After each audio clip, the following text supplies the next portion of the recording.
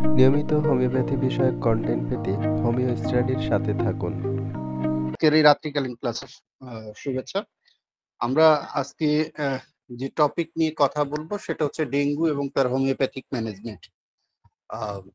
Dengue আসলে এই বিষয়টি বলার অপেক্ষা রাখে না। আমাদের বাংলাদেশে বছর 4 আগে একটা ভালো রকম আউটব্রেক হয়েছিল। আগে সবাই আসলে ডেঙ্গুকে আমরা ঢাকা কেন্দ্রিক বা মেট্রোপলিটন কেন্দ্রিক ডিজিজ হিসেবেই চিহ্নিত করতাম।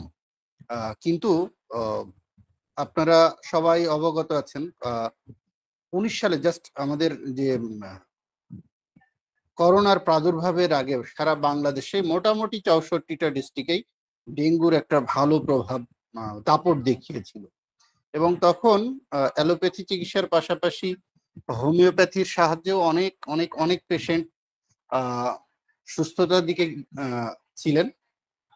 এবং সেই সময় শুধু মানে ওই আউটব্রেকের সময় না, তার আগেও আমরা একটা বিষয় খেয়াল করে দেখবেন যে হোমিওপ্যাথিক চেম্বারে ডেঙ্গু রোগের প্রতিষেধকের ওষুধ পাওয়া যায়, এই কথাটি লেখা থাকতো। অনেক চেম্বারে এখনো আছে। এবং সেই সময়তে যখন বাংলাদেশে প্রথম ডেঙ্গুর একটা ভালো প্রাদুর্ভাব শুরু হয়, সেই সময় থেকে এরকম অনেক চেম্বারে, অনেক হোমিওপ্যাথি চেম্বারে, কেউ জেনে লিখুক কেউ না জেনে লিখুক, যাই হোক সবাই আমরা চাইবো যে জেনেই লিখেছে। এবং সেই সময় থেকেই অনেক অনেক চিকিৎসক মানে বা রোগীদের ক্ষেত্রে, সাধারণ মানুষদের ক্ষেত্রে এই হোমিওপ্যাথিকের ওষুধের উপরে একটা ফ্যাসিনেশন চলে এসেছে। অনেকেই কিন্তু প্রতিষেধক হিসেবে চাই। আমরা এই কথাগুলো মাঝে মাঝে বলবো, তবে কিছু কথা পজিটিভ হবে হোমিওপ্যাথির জন্য, কিছু কথা নেগেটিভ হবে। কারণ প্রত্যেকটা বিষয়ের ইতিবাচক এবং নেতিবাচক দুটো জায়গায় থাকে। আপনাদের সামনে এখন যে স্লাইডটি প্রেজেন্ট হচ্ছে, এই স্লাইডটি আপনারা যারা গ্রুপে আছেন, বিশেষ করে পেইড গ্রুপে আছেন, তারা এই লেখাটি অবশ্যই দেখেছেন। আমি শ্রদ্ধেয় তারেক ইমাম স্যারের কাছে কৃতজ্ঞ। স্যার মানে আমার ক্লাসের আগে এইরকম সুন্দর একটি আমাদের মানে ক্লিনিক্যাল টিপস উপহার দিয়েছেন, এই জন্য স্যারের কাছে কৃতজ্ঞ। এবং আমি আজকের এই ক্লাসটি স্যারের নামই উৎসর্গ করলাম। দেখেন স্যার কিন্তু একটা কথা লিখে, ডেঙ্গু লিখে, যাই হোক ডেঙ্গুতে আমি প্রথমেই ক্রোটেলাস হরিদাস দেই। ক্রোটেলাস হরিদাস মেডিসিন সম্পর্কে সকলেই জানেন। 200 মানে শক্তির কথা বলেছে, 1 ডোজ। ক্রোটেলাস প্রথমত হেমোরেজিক ডেঙ্গু রোগীতে কোনো ক্ষতি হতে দেয় না। স্যারের কথাগুলো একটু আমি নিজে পড়ে দিচ্ছি, স্যারের এই কথাগুলো লেখা আছে গ্রুপেই। কথাগুলোর মর্মার্থ বোঝার চেষ্টা করবেন। আমি যখন পরবর্তীতে ডেঙ্গু নিয়ে আলাপ করবো, আসলে মেডিসিন গুলো খুব বেশি না আমাদের। যদি আমরা রেপার্টরি ঘাটি, কারণ হোমিওপ্যাথিক ম্যানেজমেন্ট বলতে আসলে আমরা ঔষধ দিই, এছাড়া কোনো কিছু না। আমাদের তো ডিজিজ নামে কোনো ঔষধ নেই। আমরা যদি একেবারেই ইসের কথা চিন্তা করি, রেপার্টরি থেকে ওষুধের কথা চিন্তা করি, তাহলে সিনথেসিস রেপার্টরিতে দেখবেন যে ফিভারে, ডেঙ্গু ফিভারে 3টা ঔষধ আছে, ঠিক আছে।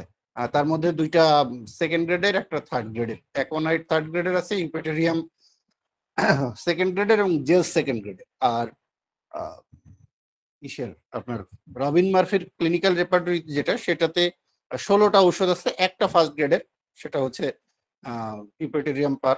এইটাকেই আমরা আসলে ওই যে বললাম প্রতিষেধক হিসেবে ব্যবহার করাই। আসলে ডেঙ্গু ফিভার, আমরা ডেঙ্গু বলতে ডেঙ্গু ফিভারকেই বোঝানো হয়েছে এখানে। ডেঙ্গু জ্বর যেটাকে বলা হয়, অনেকে ডেঙ্গি নামে ই করে। যাই হোক, আমাদের এই মানে দেখেন এখানে 16টা, মানে আমি যেটা বললাম যে আমরা যদি ক্লিনিক্যাল ম্যানেজমেন্টের কথা চিন্তা করি, দ্যাট মিনস হোমিওপ্যাথিক ম্যানেজমেন্ট, আমাদের আজকে টপিক যেহেতু হোমিওপ্যাথিক ম্যানেজমেন্ট, এই হোমিওপ্যাথিক ম্যানেজমেন্টের জায়গায় আমাদের আমরা সিনথেসিসে পেলাম 3টা রেমেডি, আর রবিন মার্ফিতে পেলাম 16টা রেমেডি। তার মধ্যে একটা ফার্স্ট গ্রেড, 3টা সেকেন্ড গ্রেড, বাকিগুলো থার্ড গ্রেডে।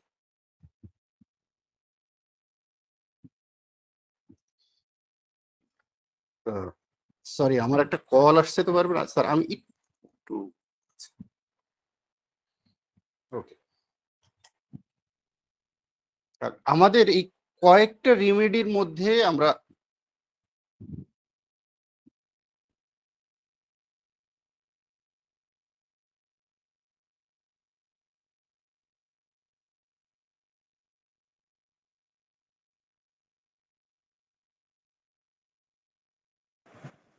স্যার আমরা আপনাকে শুনতে পাচ্ছি না স্যার।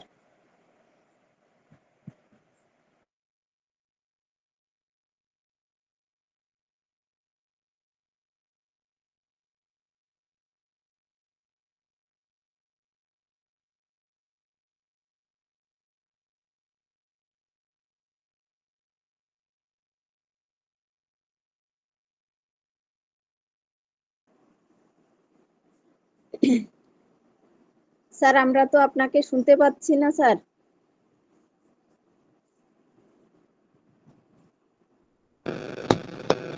স্যার মিউটে আছে, মিউট করে রাখছে। স্যার একটু সময় চেয়ে নিছে তো, স্যার একটু সময় চেয়ে নিছে।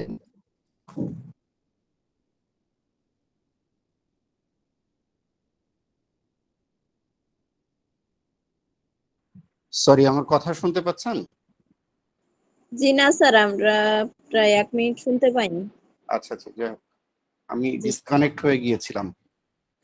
জি স্যার, সেটা এখন আমার কথা শুনতে পাচ্ছেন কিনা? জি স্যার, এখন শোনা যাচ্ছে। আচ্ছা, ধন্যবাদ। জি তাহলে আমরা যে কথাগুলো বলছি একটু দেখেন। স্যার যে কথাটা লিখেছেন, ক্রোটেলা হরিদের 201 ডোজ মানে 200 পটেন্সির একটা ডোজ রোগীকে দিতে বলেছেন। কোন ক্ষেত্রে? যেটা হেমোরেজিক ডেঙ্গু। তাহলে ডেঙ্গুর কিন্তু ক্রাইটেরিয়া আছে, ডেঙ্গু ফিভারের ক্রাইটেরিয়া সরি ক্লাসিফিকেশন আছে। তার মধ্যে একটা উল্লেখ করা আছে এখানে, হেমোরেজিক ডেঙ্গুতে এটা রোগীর কোনো ক্ষতি হতে দেয় না। দ্বিতীয়ত প্লাটিলেট নামতে দেয় না, কারণ হেমোরেজিক ডেঙ্গুর একটা মূল বিষয় থাকে হচ্ছে রোগীর ক্ষেত্রে দেখবেন প্লাটিলেট কাউন্ট গুলো নেমে আসে, ঠিক আছে? এবং এইটা দেখে আমরা বুঝি, প্রথমত বুঝি। এরপরে তো আসলে সাইন সিমটম, কারণ এখন বেশিরভাগ ক্ষেত্রে এসিমটমেটিক আসছে, সিমটম দিচ্ছে না, কিন্তু প্লাটিলেট নেমে চলে আসছে, পেশেন্ট শকে চলে যাওয়ার মতো অবস্থা হচ্ছে, এরকম অবস্থা কিন্তু থাকে। তাহলে এই যে ক্রোটেলাসটা আমরা কি করতে পারছি, যে স্যার আমাদেরকে বলছেন যে হেমোরেজিক ডেঙ্গুর রোগীকে কোনো ক্ষতি হতে দেয় না, তার মানে রোগীর ফ্যাটাল কন্ডিশনের দিকে যেতে দেয় না, শক সিনড্রোমের দিকে যেতে দেয় না। আচ্ছা, তাহলে ক্রোটেলাস তো সকলেই জানেন আমাদের স্নেক রেমেডি। স্নেক রেমেডির আরেকটা আমাদের খুব বড় রকমের অস্ত্র আছে, ল্যাকেসিস। আচ্ছা স্যার, কিন্তু এখানে একটা সতর্কতার বিষয় দিয়ে দিচ্ছেন, রিপিট করবেন না। এরপরে আপনি এই যে জায়গাটার পরে দেখেন, এরপর জ্বরের সিমটম মতো মেডিসিন চলতে থাকে। দ্যাট মিনস আপনি এইটাকে এই জায়গাটিতেও দেখেন স্যার কিন্তু জাস্ট আপনাকে প্রতিষেধক হিসাবেই দিয়েছেন, যে ওই অবস্থাটা যেন না আসে। এরপরে আপনি জ্বরের সিমটম মতো ওষুধ হয়তো বা চালাতে থাকেন। সেই ক্ষেত্রে দেখেন ইউপেটোরিয়াম পার ব্যবহার করি স্যার বলেছেন, এটা স্যারের নিজের অভিজ্ঞতা। রোগী যদি প্রচুর পেইনের কথা বলে প্লাস চিলি থাকে, দ্যাট মিনস শীতবোধের কথা যেটা, আর ইউফোরবিয়ামের কথাও স্যার বলেছেন লাগতে পারে, সেখানে চিলি দ্যাট মিনস শীত কাতরতার যে বিষয়, এটা যদি না থাকে। আর আরেকটা যেটা আমরা ম্যানেজমেন্টের জায়গাতে বলতে পারি, দেখেন এই যে ক্যারিকা প্যাপায়া, দ্যাট মিনস পেঁপে থেকে যে ওষুধ, এটা এখন অ্যালোপ্যাথিওয়ালারা ক্যাপসুল আকারে ব্যবহার করছেন। মানে আমাদের সম্পদ দেখেন, অন্যরা মডার্নাইজেশন করে হয়তো বা ইউনানি আয়ুর্বেদিয়ালারা বলবে না এটা আমাদের সম্পদ, কিন্তু আপনি একটু খেয়াল করে হ্যাঁ, এই পেঁপে পাতার রসের ব্যবহার হয়তো আয়ুর্বেদ শাস্ত্র থেকেই এসছে, কিন্তু হোমিওপ্যাথির পটেন্ডাইজেশন বা মাদার টিংচারের যে জায়গাটি, এটি রোগীকে ভালো একটা অবস্থায় নিয়ে যায়, ঠিক আছে? তাহলে এই ক্যারিকা পাপায়া অনেকেই ব্যবহার করতে পারেন, এটা হচ্ছে প্লাটিলেট কাউন্টকে বাড়াতে সহায়তা করে। এই যে জায়গাটি একটু খেয়াল করেন, দেখেন প্লাটিলেট প্রতি ঘন্টায় 2000 থেকে একটু বেশি করে কমে। তার মানে আপনার ওই যে স্যার দেখেন, তার মানে 50,000 যদি আগের দিন থাকে, তাহলে পরের দিন হচ্ছে 0 হয়ে যায়।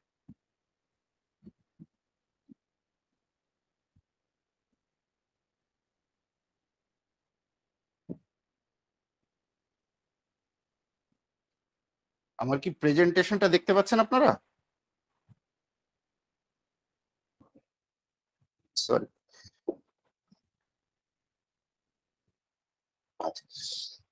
তাহলে দেখেন এই যে ক্যারিকা পেপের কথা স্যার বলেছেন, এখানে একটা জিনিস স্যার দেখেন, তার মানে 50,000 আগের দিন থাকলে পরের দিন 0 হয়ে যাবে। এই সময়টাতে কিন্তু ক্যারিকা আপনার যে খুব দ্রুত প্লাটিলেটটা বাড়াতে পারে তা কিন্তু না। বাট এই জায়গায় স্যার আরেকটা জিনিস দিয়েছে দেখেন, সাপোর্টিভ ট্রিটমেন্ট হিসেবে তখন আমি বিটের জুস খেতে বলি, এবং সেটা উল্লেখ করেছেন প্রতি ঘন্টায় 100 ml করে, যেটা রুগীর ভাইটালিটিটাকেও দেখবেন বাড়াতে সহায়তা করে এবং যে প্লাটিলেট কাউন্টটা সেটাও বাড়াতে সহায়তা। কিন্তু মানে এই যে ক্রোটেলাস হরিদাস আগে দেবেন এই যে কথা ই প্রত্যয় যুক্ত আছে, তার মানে কতটা কনফিডেন্সিয়াল, এবং সেই শেষের ওয়ার্ডটা একটু দেখেন, এই সেন্টেন্সটা, আল্লাহ চাইলে আপনার রুগী আইসিইউ পর্যন্ত যাবে না। তাহলে হোমিওপ্যাথিতে ইমার্জেন্সি সিচুয়েশন ম্যানেজ করার মতো আসলে ঔষধ আছে। মানে কতটা কনফিডেন্স থাকলে স্যার কিন্তু এই কথাটা লিখেছেন যে আল্লাহ চাইলে আপনার রুগী আইসিইউতে যাবে না। কখন এই যে ক্রোটেলাস হরিদাসকে আগে যখন স্যার ব্যবহার করেছে, এরপরে দেখেন জ্বরের সিমটম মতো ওষুধ ব্যবহার করতে বলেছেন। এখন এই জায়গাতে আমাদের ক্ষেত্রে অনেকেই হয়তো বা বলবেন যে মানে কিছুটা যে আমাদের নিয়ম নীতির কথা নিয়ে তর্ক বিতর্ক হতে পারে, এইটা কিন্তু স্যার তার ক্লিনিক্যাল এক্সপেরিয়েন্স তুলে ধরেছেন, এই জন্য স্যারের কাছে আমরা কৃতজ্ঞ। এখন এই কথাগুলোর সাথেই আমরা আমাদের আজকের যে টপিকটি, সেই টপিকের হোমিওপ্যাথির যে ম্যানেজমেন্ট জায়গাটিও আসবে, কারণ ঔষধ কিন্তু খুব বেশি না ঔষধের মধ্যে, কারণ আমাদের যেহেতু ডিজিজ উল্লেখ করে কোনো ঔষধ নেই, সত্য কথা যেটা, যেহেতু আমাদের একটা মূল নীতির একটা নীতি হচ্ছে treat the patient not the disease, but disease সম্পর্কে কিন্তু জানার কথা অ্যানিমেন স্যার বলে গেছে। ডিজিজ নিয়ে ঔষধ কিন্তু রেপার্টরিতে আছে, ডিজিজ নিয়ে ঔষধ যখন আপনার ম্যাট্রিমেডিকের প্রত্যেকটা ঔষধের ক্ষেত্রে কিন্তু ডিজিজ উল্লেখ করা আছে। কেন? আমরা সিমটমটাকে অবশ্যই নিব, সাথে কোনটা আমাদের ইন্ডিভিজুয়ালাইজেশন করার জন্য ইন্ডিভিজুয়াল সিমটম অবশ্যই নিবেন, তার সাথে ডিজিজ সিমটম মিলিয়ে আপনি রুগীকে দেওয়ার চেষ্টা করবেন। আশা করা যায়, বিশেষ করে আমি ইমার্জেন্সি কেসগুলোর কথা বলছি, মানে অ্যাকুট ম্যানিফেস্টেশন বা ইমার্জেন্সি কেসে দেখবেন যে চূড়ান্ত রকমের রেজাল্ট দেয়। আপনার এখানে কোনো রকমের মানে হেজিটেশন করার কোনো যুক্তিকতা নেই যে আমার অমুক স্যার বলেছেন এইভাবে দিলে নীতিটা হবে না। ভাই, আপনার প্রথমত কথা হচ্ছে রুগীটাকে ওঠানো। এখন একটা রুগী আপনার হেমোরেজিক ডেঙ্গুতে চলে যাচ্ছে, হয়তো বা সে শক সিনড্রোমে চলে যেতে পারে, আপনার প্রথম কাজ হচ্ছে ওই যে স্যার লিখেছেন আল্লাহ চাইলে আপনার রুগী আইসিইউ পর্যন্ত যাবে না। একটা রুগী কিন্তু আইসিইউতে ঢুকলে সেই জায়গাতে হোমিওপ্যাথি মেডিসিন দেওয়াটা কঠিন, আপনারা সকলেই জানেন, কারণ আইসিইউর মধ্যে কিন্তু অন্য কাউকে অ্যালাউ করে না। খুবই সতর্কতার সাথে অনেকেই হয়তো হোমিওপ্যাথি মেডিসিন ব্যবহার করেছেন করোনা পিরিয়ডে, আমাদের যে করোনাকালীন সময়ে অনেক ডাক্তার হোমিওপ্যাথি ওষুধ ব্যবহার করেছেন। ডেঙ্গুর বেশ কিছু রোগীতে যারা বিশেষ করে ঢাকা শহর বা সিটি শহরগুলোতে আছেন তারা ব্যবহার করেছেন। আমার ক্ষেত্রে আমি আসলে ব্যবহার করার সুযোগ পাইনি, সরাসরি পেশেন্ট দেখে, যেগুলো দেখে মানে ওভার টেলিফোনে বা মোবাইল ফোনে কথা বলে বা রুগীর ছবি দেখে অনেক ক্ষেত্রে আমি কয়েকটা রুগীর ক্ষেত্রে দিয়েছি, সেই ক্লিনিক্যাল এক্সপিরিয়েন্স গুলো আসলে বলার চেষ্টা করব। তবে আমরা মূলত আসি একটু ডেঙ্গু নিয়ে কথা বলার, যে আসলে ডেঙ্গুটা কি। ডেঙ্গু একটা ভাইরাল ইনফেকশন, হ্যাঁ, এটা ডেঙ্গু ভাইরাস থেকে হয়। এখানে লেখা আছে স্লাইড গুলোতে, আমি জাস্ট আপনাদেরকে একটু বলে যাচ্ছি, শুনেন। স্লাইড গুলো আপনারা স্ক্রিনশট দিয়ে নিতে পারেন, আপনারা পরে এটা পড়ে দেখতে পারবেন। তাহলে ডেঙ্গু ভাইরাসটা একটা ভাইরাল ইনফেকশন। আমাদের যেমন করোনা কিন্তু একটা ভাইরাল ইনফেকশন, ঠিক আছে, বাট আমাদের কিছু ব্যাকটেরিয়াল ইনফেকশনও আছে, বাট এইগুলো কিন্তু ভাইরাল ইনফেকশন। তাহলে কি ভাইরাস থেকে হয়? ডেঙ্গু ভাইরাস থেকে হয়। এই ডেঙ্গু ভাইরাসের সংক্ষেপে লেখায় ডিএনভি, হ্যাঁ, যেমন হেপাটাইটিস ভাইরাস আছে, হেপাটাইটিস বি, সি, এ, এরকম ভাইরাস আছে। আচ্ছা, তাহলে transmitted to human through the bite of infected mosquito. Mosquito মানে মশা, তাহলে মশা থেকে ইনফেক্টেড, নট মানে আপনার হেলদি মসকিউটো না, যে মশাটা এই ইনফেক্টেড কোন ভাইরাস দিয়ে? এই ডেঙ্গু ভাইরাস দিয়ে। কোন মানুষের দ্বারা? আরেকজন ইনফেক্টেড মানুষের কাছ থেকে সে নিয়ে এই অবস্থাটা, সেই মানুষ সেই মানে মশাটা যদি একটা সুস্থ মানুষকে কামড় দেয়, তখন তার এই ভাইরাসটা তার মধ্যে মাল্টিপ্লাই হতে পারে। এখন সেটা নির্ভর করে আমাদের সেই তদানীন মানে একটা চূড়ান্ত রকমের সূত্র, সেই মানুষের সাসেপ্টিবিলিটির উপরে, ঠিক আছে। যদিও মডার্ন মেডিকেল সায়েন্স বলে আপনার হচ্ছে ইমিউন সিস্টেম বা ইমিউনিটি পাওয়ারের কথা চিন্তা করে, বাট আমরা হোমিওপ্যাথরা আমাদের জায়গাতে সিস্টেমের কথা আমরা বলবো, কিন্তু আমাদের মূল একটা জায়গা আছে সাসসেপ্টিবিলিটি। কারণ এই সাসসেপ্টিবিলিটি বা রোগ প্রবণতার যে থিওরি, এটা কিন্তু একটা মারাত্মক জায়গা।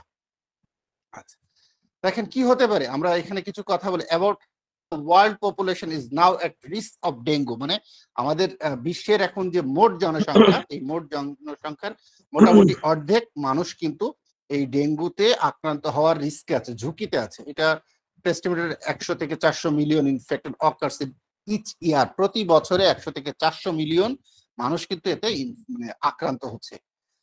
এটা কোথায় সাধারণত হয় দেখবেন যে ডেঙ্গু সাধারণত ট্রপিক্যাল বা সাবট্রপিক্যাল ক্লাইমেট, সাধারণত গ্রীষ্ম প্রধান যে অঞ্চল আমাদের এই যে অঞ্চলগুলোতে, যেগুলোতে একটু গরম বেশি পড়ে, এই অঞ্চলগুলোতে, এবং মোস্টলি আরবান শহরে অঞ্চল বা শহরতলির অঞ্চল, এই অঞ্চলগুলো।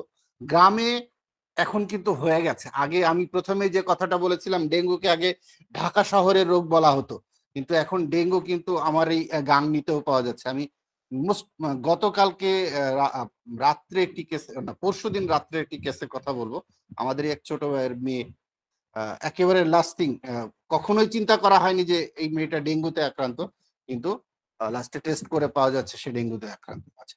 while many dengue virus infection are asymptomatic, একটু কথাটা আমরা আগেও বলেছিলাম, while many dengue virus infection are asymptomatic, বেশিরভাগই হচ্ছে অ্যাসিম্পটোমেটিক থাকছে নাও, sorry, or produce only mild illness, only mild illness, mild, moderate, severe। আমরা ডিজিজের মানে সিভিয়ারিটির 3টা ক্রাইটেরিয়া আছে, মাইল্ড, মডারেট, সিভিয়ার। তাহলে মাইল্ড ইলনেস তৈরি করে।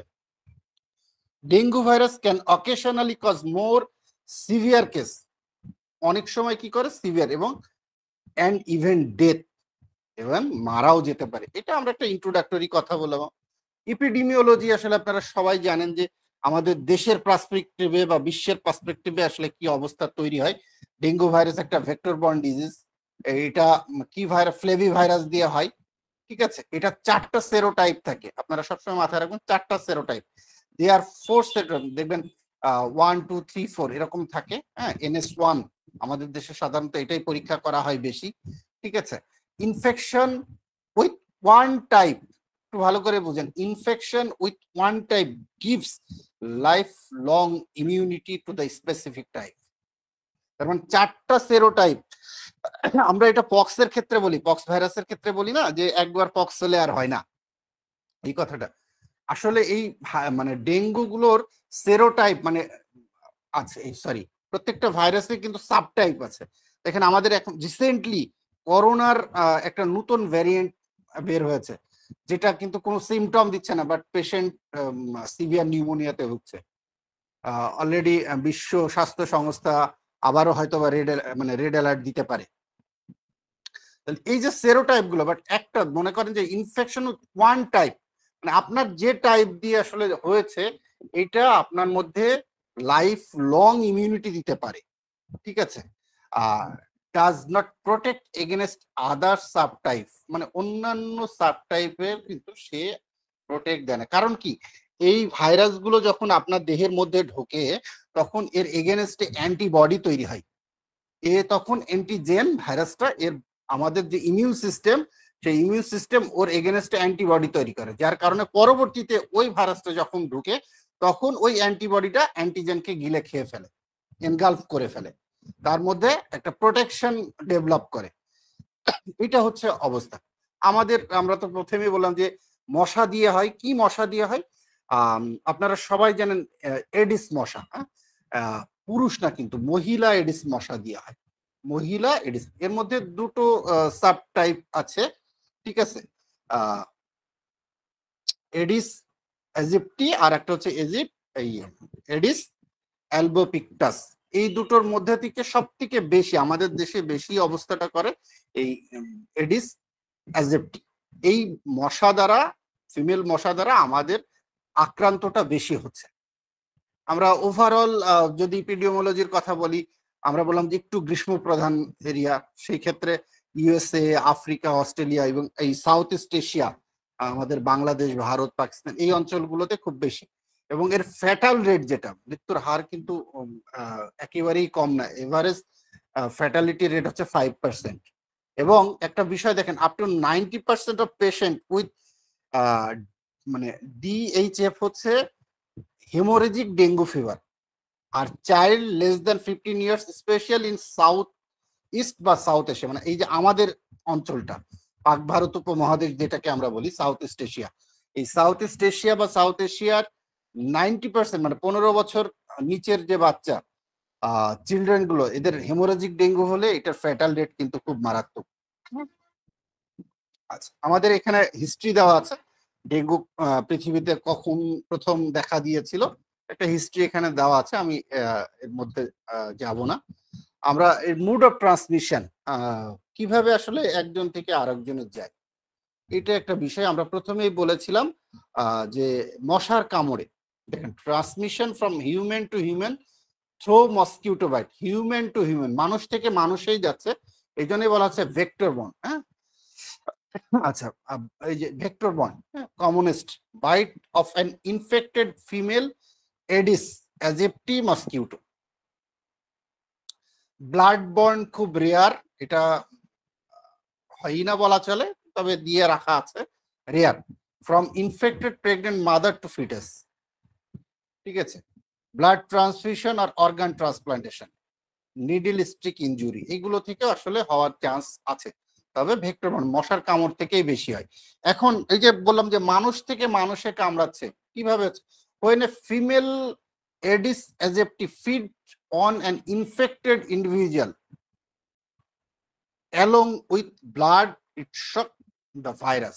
The virus multiply inside the mosquito. তার মানে আপনার একটা মশা, এই এডিস অ্যাজিপ্টি মশা একটা ইনফেক্টেড পিপল মানে মানুষকে, এই যে ইনফেক্টেড ইন্ডিভিজুয়াল একটা মানুষকে কামড় দিল, যে যার মধ্যে কিন্তু ওই এডিস ভাইরাসটা আছে, সে এর মধ্যে যখন নিল তখন ওই মশার মধ্যে এটা মাল্টিপ্লাই হয় এই ভাইরাসটা, কারণ এ হচ্ছে আপনার বাহক ভেহিকেল। এ যখন আরেকজনকে কামড় দিচ্ছে, দেখেন subsequently when the mosquito bites an healthy individual, যখন হেলদি ইন্ডিভিজুয়াল আরেকজন সুস্থ মানুষকে কামড় দিচ্ছে, ওই মশার মধ্যে তো মাল্টিপ্লাই বংশবৃদ্ধি করছে এই ভাইরাসটা, ডেঙ্গু ভাইরাসটা বংশবৃদ্ধি করছে, এ তখন কি করছে ওই হেলদি ইন্ডিভিজুয়ালের মধ্যে যাচ্ছে, the virus passes to the human being present in the saliva, মানে ওই মশার স্যালাইভার মাধ্যমে হেলদি হিউম্যান বিং এর মধ্যে যাচ্ছে। তাহলে আমরা একটা ইনফেক্টেড মানুষ থেকে আরেকটা মানুষের মধ্যে গেল, কার মাধ্যমে, ক্যারিয়ারকে, ওই যে এডিস অ্যাজিপ্টি মসকিউটো। এইটা হচ্ছে মোড অফ ট্রান্সমিশন, এটা হচ্ছে একেবারে বেসিক একটা। এখন ইনকিউবেশন পিরিয়ড কতদিন হতে পারে, আমরা একটা ছবি দেখব।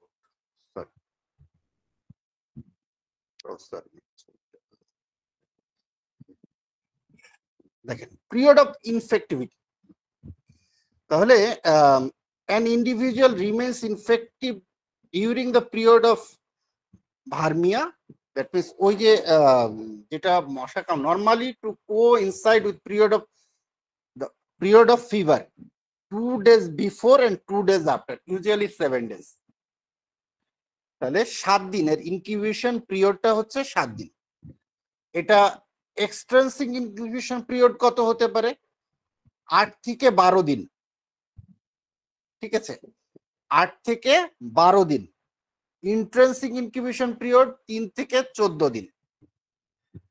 কারণ ইনকিউবেশন পিরিয়ড কি, ক্লিনিক্যাল ম্যানিফেস্টেশন তৈরি হয় যখন তার মধ্যে infection, that means infective agent, কোনটা, ওই ডেঙ্গু ভাইরাসটা কার মাধ্যমে ঢুকলো, মশার মাধ্যমে। এটা ঢোকার পর থেকে আপনার মধ্যে সাইন সিমটম প্রডিউস হওয়ার যে অবস্থা, এখন এই জায়গায় কিন্তু ওই যে হোমিওপ্যাথির ইন্ডিভিজুয়ালাইজেশন সাসেপ্টিবিলিটি থিওরিটা আপনি একটু চিন্তা করেন। সবার কিন্তু একই সময় সিমটম প্রডিউস করে না। আপনার ডিজিজ সাসেপ্টিবিলিটিটা যদি পোর হয় তাহলে আপনার মধ্যে সিমটম প্রডিউস হবে তাড়াতাড়ি। আপনার মধ্যে ডিজিজ সাসেপ্টিবিলিটিটা যদি স্ট্রং হয় তাহলে আপনার সিমটম প্রডিউসটা পরে হবে। অনেকেই হয়তো বলবেন স্যার এই যে কথাগুলো লেখা আছে 3 থেকে 14 দিন বা 7 দিন, সবারই কি 7 দিন? না, এই জায়গাতেই কিন্তু এই কথাটা আমরা বলতে পারি। এখন আসেন ডেঙ্গু ভাইরাস। কি বললাম, ভাইরাস বিলং টু, আচ্ছা সরি, ফ্লেভি ভাইরাস আমরা বলেছি 4টা সেরোটাইপ আছে, DN 1 2 3 4। হ্যাঁ, এটা স্ট্রাকচার, বায়োলজিক্যাল কিছু ভাইরাসের কিছু স্ট্রাকচার থাকে, সেই স্ট্রাকচারের উপর আমরা এটাকে বলা হয় এর যে ডেঙ্গু ভেরিয়ন, এটা consist of single standard RNA। দেখবেন এই ভাইরাসগুলোকে ভাইরোলজি বলা হয়, আমরা ভাইরাস নিয়ে যে সাবজেক্টটাকে পড়া হয় সেটাকে ভাইরোলজি বলা হয়। ভাইরোলজিতে DNA virus, RNA virus, capsule, non capsule এরকম প্রকারভেদ আছে। হ্যাঁ, সিঙ্গেল স্ট্যান্ডার্ড, ডাবল স্ট্যান্ডার্ড, যাক আমরা ওইদিকে যাব না, তাহলে অনেক দেরি হবে। তাহলে এই যে আমাদের RNA virus, single standard RNA virus, আপনি এতটুকু 4টা সেরোটাইপ থাকে, 1 থেকে 4, এইগুলো একটু মনে রাখি তাহলেই হবে। ভাইরাসের এখানে মরফোলজি আছে, মানে মরফোলজি বলতে এর আকার, আকার বা আকৃতি কেমন। হ্যাঁ, এটা 50 ন্যানোমিটারের, তাহলে ন্যানোমিটার নট মিলিমিটার, একটু মাথায় রাখবেন, ন্যানোমিটার কিন্তু মিলিমিটার না। এর ডায়ামিটারটা হচ্ছে 50 ন্যানো, তাহলে একে দেখতে কি হবে, ইলেকট্রন, মানে ইলেকট্রন মাইক্রোস্কোপ লাগবে। আচ্ছা, এর ক্যাপসুল থাকে, আমরা এই যে বললাম 4টা সেরোটাইপ থাকে, দেখেন NS1, আমরা সাধারণত এই NS1 পরীক্ষাটাই করে থাকি, এটুকু আমরা মরফোলজি, আমরা এই ছবিটা দেখি, এটা ইলেকট্রন মাইক্রোস্কোপে মানে একটা স্ট্রাকচার আমাদের যে ডেঙ্গু ভাইরাস তার স্ট্রাকচার।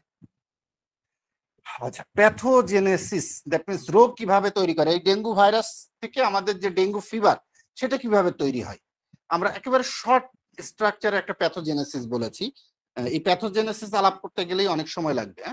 আমরা দেখেন ভাস্কুলার পারমেবিলিটি, থ্রোম্বোসাইটোপেনিয়া, কোয়াগুলোপ্যাথি, আর কমপ্লিমেন্ট অ্যাক্টিভেশন, হেপাটোমেগালি, এই কয়েকটা জিনিস। যেমন থ্রোম্বোসাইটোপেনিয়া, একটা কথা, এই যে থ্রোম্বোসাইটোপেনিয়া, কোয়াগুলোপ্যাথি। আচ্ছা, হেপাটোমেগালি আপনারা সকলেই জানেন যে আমাদের লিভার যদি বড়, মেগালি কথাটা উল্লেখ থাকে হচ্ছে লিভার বড়, হেপা মানে লিভার, হেপাটো। ভাস্কুলার পারমেবিলিটি, আমাদের যে ভেসেল গুলো আছে, ওই যে হেমোরেজিক ডেঙ্গুর যে বিষয় আছে, এই জিনিসটা থ্রোম্বোসাইটোপেনিয়া, আমাদের কমে যাবে, দ্যাট মিন্স প্লাটিলেট কাউন্ট কমে যাওয়ার যে বিষয়গুলো, এই বিষয়গুলো এখানে বলা আছে, এবং সেগুলোর মানে মানে কিভাবে হয়, কোনটার উপস্থিতিতে ভাইরাস ভিতরে যে কি করে, বায়োলজিক্যাল কি চেঞ্জ করে, সবগুলোর মানে বিশ্লেষণ আছে, ব্যাখ্যা আছে। এইটা বলতে গেলে অনেক সময় লাগবে, যার কারণে জাস্ট কথাগুলো মনে রাখেন, এতটুকুই এনাফ। আমাদের ডেঙ্গু মানে ফিভার নিয়ে, আমরা ডেঙ্গু ভাইরাসের কথা বললাম, এখন ডেঙ্গু ফিভার নিয়ে একটু কথা বলবো। DF বা ডেঙ্গু ফিভার যেটাকে বলে, is an acute infectious disease, symptoms characterized by biphasic fever, myalgia, headache, দেখেন বোল্ডলি লেখা আছে joint pain, recto orbital pain, এই যে joint pain, retro orbital pain, body rash, lymph adenopathy, thrombocytopenia and leukopenia. Thrombocytopenia এবং leukopenia, এই দুটো কথা আমরা যখন ল্যাবরেটরি ইনভেস্টিগেশন করব তখন পাবো। কিন্তু আমরা সিমটমে যদি পাই তাহলে আমরা কি পাচ্ছি, তার জ্বর, মাইলজিয়া থাকতেছে, বডি মানে আমাদের শরীরের মধ্যে একটা ম্যালাইজা ভাব থাকতেছে, মাথা ব্যথা থাকে, সব থেকে বড় বিষয়টাকে দেখেন জয়েন্ট পেন, এটাকে আমাদের মানে আরেকটা ডেঙ্গু ফিভারের আরেকটা নাম বলা হয় মানে ব্রেক বর্ন ডিজিজ বা বোন ব্রেক ডিজিজ, যেটাই আপনারা বলেন না কেন, হাড় ভাঙা রোগ, মানে হাড় যেন ভেঙে ফেলছে এরকম রোগ। ঠিক আছে, মানে এর জয়েন্ট পেন। এবং রেক্টো অরবিট বলতে কি, আমাদের এই যে চোখের চক্ষু গলক, হ্যাঁ, অক্ষি গলক বলে, অক্ষি গলক বলা হয়, এই জায়গাগুলোতে প্রচন্ড পেইন থাকে। তাহলে এর কিন্তু 3টা ফেজ থাকে, একটা হচ্ছে ফেব্রিল ফেজ, ক্রিটিক্যাল ফেজ, আর একটা হচ্ছে কনভ্যালেসেন্ট ফেজ। 3টা ফেজ এই ডেঙ্গু ফিভারের, 3টা ফেজ। কিন্তু ডেঙ্গু ফিভারকে আমরা সাধারণত মানে এমনি ইন জেনারেল আমরা জানি যে ক্লাসিক্যাল ডেঙ্গু, হেমোরেজিক ডেঙ্গু আর ডেঙ্গু শক সিনড্রোম। ঠিক আছে, সেগুলো আমাদের পরবর্তী স্লাইডে আসবে, কিন্তু এইভাবে না, একটু অন্যভাবে আসবে। আমরা সাধারণত জানি কি ক্লাসিক্যাল ডেঙ্গু, হেমোরেজিক ডেঙ্গু আর ডেঙ্গু শক সিনড্রোম, এই 3টা কথাই বেশি জানি। এর মধ্যে এই যে ফিব্রিল, ক্রিটিক্যাল এর মধ্যে কিন্তু চলে আসবে। The febrile phase is characterised by a sudden high grade fever and dehydration. একটু ভালো করে খেয়াল করি এই ডেঙ্গু জ্বরে কি হচ্ছে, আমরা এর মধ্যে থেকে আমাদের লক্ষণগুলো এবং ওষুধ কিন্তু বেছে ফেলতে পারবো যে আমাদের কোন স্টেজের ডেঙ্গুতে আমরা কোন জাতীয় ঔষধ ব্যবহার করবো হোমিওপ্যাথি। কারণ আপনার রুগীর সিমটমের উপরেই কিন্তু নির্ভর করবে আপনার ওষুধ সিলেকশন। এখানে এরকম না যে অ্যালোপ্যাথির মতো, এরকম না যে আপনার ডেঙ্গু হয়েছে। দেখেন ডেঙ্গুতে কিন্তু অ্যালোপ্যাথি এতে একেবারে স্ট্রিক্টলি বলে দেওয়া আছে যে আপনারা প্যারাসিটামলের বাইরে যাবেন না, অ্যান্টিবায়োটিক দিবেন না। বিশেষ করে ওনারা মানে আইব্রোফেন বা অ্যাসপ্রিন গ্রুপের ওষুধ নিষেধ করে, স্ট্রিক্টলি নিষেধ করে। কারণ অ্যাসপ্রিন দিলে কি হবে, যদি অ্যাসপ্রিন দেন, অ্যাসপ্রিন গ্রুপের ওষুধ দেন, তাহলে ওই যে ভাস্কুলার পারমেবিলিটি এটা বেড়ে যাবে, তার লিকেজ হবে, মানে ভেসেল গুলো লিক হয়ে, ক্যাপিলারি গুলো লিক হয়ে যাবে, তার ব্লিডিং টেন্ডেন্সি বেড়ে যাবে, যার কারণে ওনারা কিন্তু নিষেধ করে।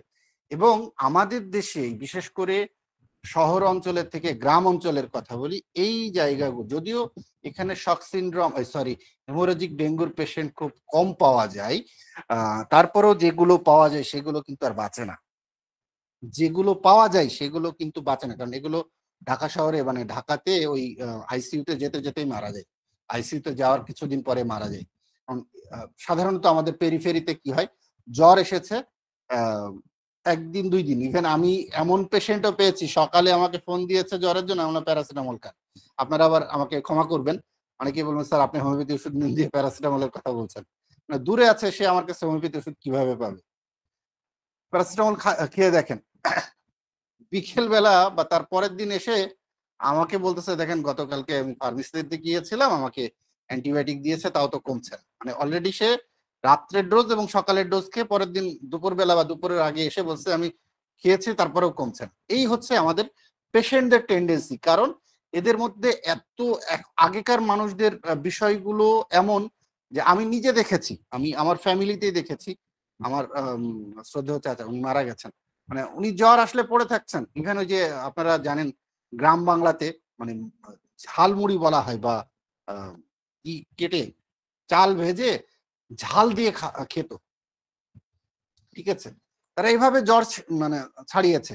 আর এখন আমি তো বললাম যে আমি এমন পেয়েছি যে আমাকে সকালে মনে করেন 10টা 11টার দিকে ফোন দিয়েছে বা 12টার দিকে ফোন দিয়েছে, আমি বলছি একটু নাপা খাওয়াই দেখেন বা প্যারাসিটামল গ্রুপের ওষুধ খান।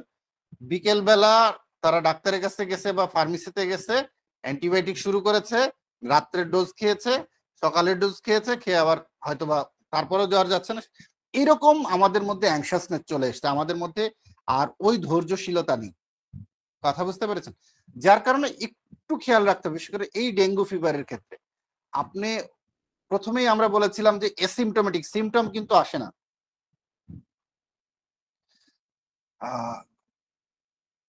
যার কারণে খুব সাবধানতার সাথে আপনি অ্যাজ এ হোমিওপ্যাথ ফিজিশিয়ান হন বা অ্যাজ এ জেনারেল ফিজিশিয়ান হন, যে টাইপেরই হন না কেন, আপনাকে অবশ্যই ট্রিটমেন্ট করার জন্য পেশেন্টকে বুঝে ট্রিটমেন্ট করা উচিত, যেন পেশেন্টের ক্ষতি না হয়।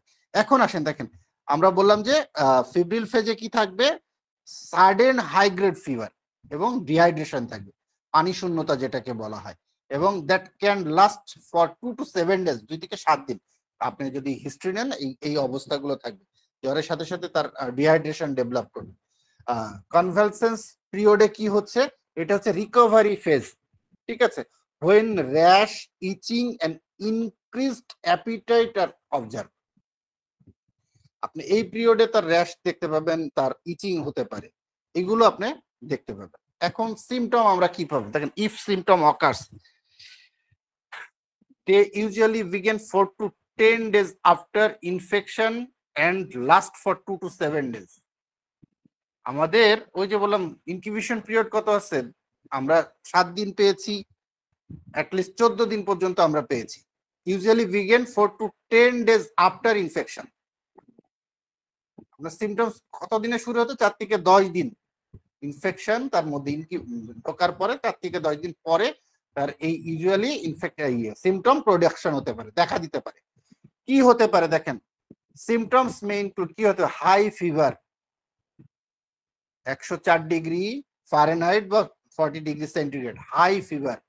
এখন আপনার কাছে একেবারে হাই ফিভার নিয়ে এসছে, আপনি কিন্তু বেলেডোনাকে চিন্তা করতেই পারেন, বা সাডেন ফিভার নিয়ে এসছে আপনি অ্যাকোনাইটকে চিন্তা করতেই পারেন। এখন এর সাথে যদি ওই যে দেখেন severe headache, pain behind the eyes, চোখের পিছনে, আমরা ওই যে অরবিটের কথা বলেছিলাম, চোখের পিছনের দিকে ব্যথা, ইভেন রুগী এমন কথা বলে, আসলে এই পেশেন্ট গুলো আমার সরাসরি ওইভাবে দেখার সুযোগ হয়নি, কারণ আমি পেরিফেরিতে প্র্যাকটিস করি।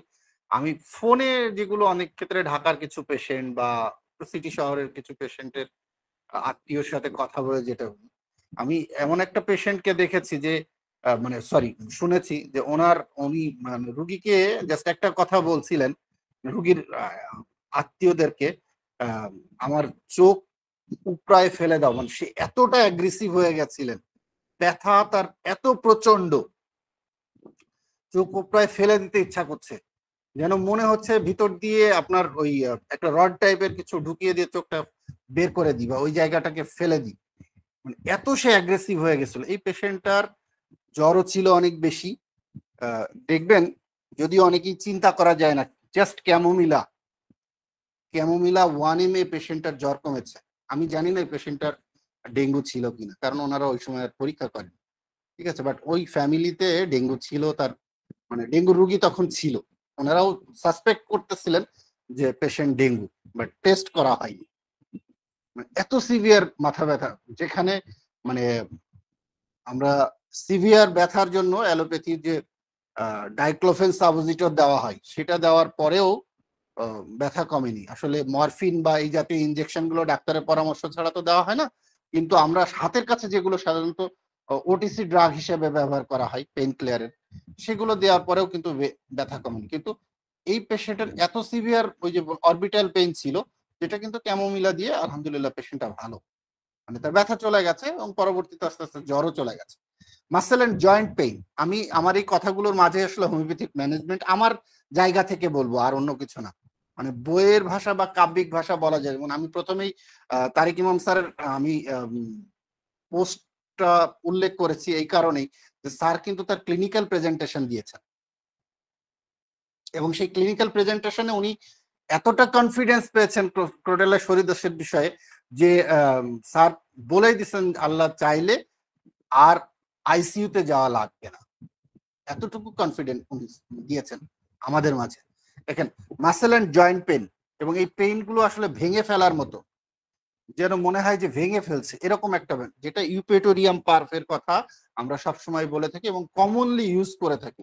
এখানে রাস্টক্সকেও কিন্তু অনেকেই চিন্তা করতে পারেন প্রথম দিকে, এবং রাস্টক্সে বা ব্রায়োনিয়াতেও কিন্তু এই জ্বরগুলো ভালো হয়ে যায়, ব্যথাগুলো চলে যায়। হ্যাঁ, আমরা হোমিওপ্যাথি ডাক্তারদের ক্ষেত্রে বড় রকমের একটা সমস্যা হচ্ছে, আমরা আসলে আমাদের কাছে রুগী যেগুলো আসে বেশি, আমি সরি আবারও ক্ষমা চেয়ে নিব, কারণ ঢাকা শহরের প্র্যাকটিস আর পেরিফেরির প্র্যাকটিসের মধ্যে একটু পার্থক্য আছে। ওখানে হয়তোবা রুগী বিশেষ করে ওই ক্রিটিক্যাল কেস বা স্টেজে যে তারা ডায়াগনোসিস হয়ে আসে, আর আমাদের এখানে অনেক সময় আসলে ডায়াগনোসিসটা পরে করতে হয়। ইভেন আমি এমনও দেখেছি কয়েক বছর আগে যে তাকে আমি বলছি যে আপনি ডেঙ্গুটা পরীক্ষা করে আসেন, সে আমার অ্যাডভাইস নেয়নি, হয়তোবা অন্য জায়গায় যে পরীক্ষা করে যখন মানে ডেঙ্গু ধরা পড়লে আসলে অ্যালোপ্যাথিতে ওইরকম না, ওরা জাস্ট প্যারাসিটামল আর মানে হাইড্রেশন থেরাপি দিয়েই তারা রাখতে চায় পেশেন্টকে।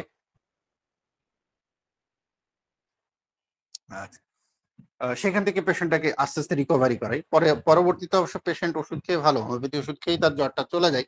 সেখানে অবশ্য আমি লাস্টিং সালফার দিয়ে পেশেন্টের জ্বর, কারণ ও প্রচুর অ্যালোপ্যাথি ওষুধ খেয়েছিল, খাওয়ার পরে ইভেন অ্যান্টিবায়োটিকও ইউজ করেছিল, পরে সালফার দেওয়ার পরে মানে জ্বর আর আসেনি। জানি না সালফারের ম্যাজিক কিনা, আমি কি হিসেবে সালফার দিয়েছিলাম সেটা অবশ্য অন্য কথা। যাক, সেটাও আমাদের এক স্যারের গল্প থেকেই সালফারটা মানে ওই সময় স্যার বলেছিলেন সেই জায়গা থেকে দেওয়া। নওশিয়া, বমি বমি ভাব থেকে ভমিটিং, বমি হয়, সোয়েলিং গ্ল্যান্ড, সোয়েলিং মানে আমাদের যে লিম্ফেডিনোপ্যাথি আমরা বলেছিলাম, গ্ল্যান্ড গুলো ফুলে যায়। হ্যাঁ, আর গ্ল্যান্ড কেন ফুলে এটা আপনারা জানেন, র্যাশ, এগুলো হচ্ছে সিমটম আসতে পারে আমাদের মধ্যে। এই যে ডেঙ্গু ফিভার সাইকেল, হ্যাঁ, এই জিনিসটা একটু মাথায় রাখবেন। দেখবেন ফিভার কি 2 থেকে 3 দিন, হ্যাঁ, ক্রিটিক্যাল পিরিয়ড 4, 5, 6 ডেজ, আর রিকভারি পিরিয়ড হচ্ছে 7 ডেজ টু অনওয়ার্ড। এর মধ্যে কিন্তু দেখেন ডেঙ্গু, কারণ কি ভাইরাস কি হচ্ছে, ভাইরাস কিন্তু এতদিন আপনার বডির মধ্যে থাকে না, ভাইরাসের একটা নির্দিষ্ট টাইম লিমিট আছে, কথা বুঝতে পেরেছেন? যার কারণে দেখবেন ভাইরাল ডিজিজ গুলোর ক্ষেত্রে, বেশিরভাগ ভাইরাল ডিজিজ গুলোর ক্ষেত্রে অ্যালোপ্যাথিতে কিন্তু কোনো ঔষধ নেই, অ্যান্টিভাইরাল ঔষধের সংখ্যা কিন্তু কম, অ্যান্টিব্যাকটেরিয়াল ঔষধ যে পরিমাণ তারা বের করছে, first generation, second generation, third generation, fourth generation, even বাংলাদেশে ফিফথ জেনারেশন, আমি বাংলাদেশের কথা বললাম, কারণ বিশ্বের অন্য জায়গায় আসলে ফিফথ জেনারেশনের অ্যান্টিবায়োটিক ব্যবহার হয় না, তারা এখনো সেকেন্ড জেনারেশন বা থার্ড জেনারেশন ব্যবহার করে, বাংলাদেশে ফিফথ জেনারেশন শুরু করে ফেলছে। কিন্তু অ্যান্টিভাইরাল ওষুধ কিন্তু তাদের কম, খুবই কম, কারণ ভাইরাসের বিষয়গুলো একটু ভিন্ন। এই যে life cycle of dengue fever একটু খেয়াল করুন, ছবিটা একটু বোঝাটা কঠিন। দেখেন মসকিউটো বাইট, আমরা যে কথাগুলো এর আগে বললাম এটাই এই ছবি দিয়ে একটু প্রকাশ করা। মশা কামড় দিয়েছে, এই যে +7 days, মানে 7 দিন আগে। সিমটম প্রোডাকশন হচ্ছে যে 0 days-এ, এই দেখেন সিমটম অনসেট, মানে এই যে 7 দিন, এটা হচ্ছে -7 days, 7 দিন আগে, -7 days আগে আমরা বলেছিলাম 7 দিন মানে ইনকিউবেশন পিরিয়ডের, এইটা হচ্ছে ইনকিউবেশন পিরিয়ড। এখানে কামড় দিয়েছে, এই 0 days-এ এসে আপনার সিমটম প্রডিউস হলো। 0 থেকে 7 দিন, দেখেন এটা হচ্ছে ফিব্রিল ফেজ, হ্যাঁ ফিব্রিল ফেজ, এই সময় একটু জ্বর থাকে। এরপরে দেখেন ক্রিটিক্যাল ফেজ 1 থেকে 2 দিন, এরপরে আস্তে আস্তে জ্বরটা কমে যায়, মানে সে ভালো রিকভারির দিকে চলে যায়, রিকভারি 14 দিনে তার রিকভারি হয়ে যাচ্ছে। এখন এটা হচ্ছে জেনারেল একটা হিসাব।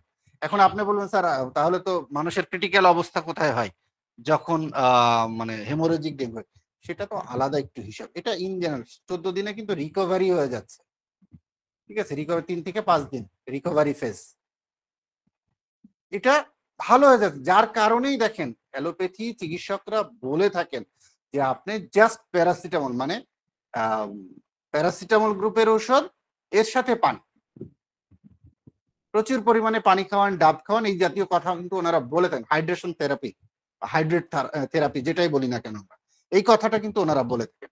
এখন আপনি হোমিওপ্যাথি চিকিৎসক হিসেবে আপনার কাছে তো বড় বড় অস্ত্র আছে, ইউপেটোরিয়াম পারফের কথা তো বাদই দিলাম, আপনার কাছে তো আমি তো বললাম যে আপনি রোগীর সিমটম অনুসারে ওষুধ পাচ্ছেন।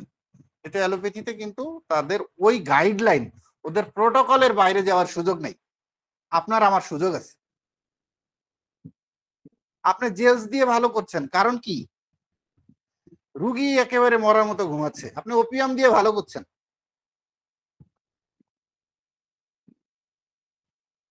ইভেন আমরা ওই যে বললাম একটু ক্রিটিক্যাল ফেজেও যদি যাই, আপনার কাছে কিন্তু বড় রকমের অস্ত্র আছে।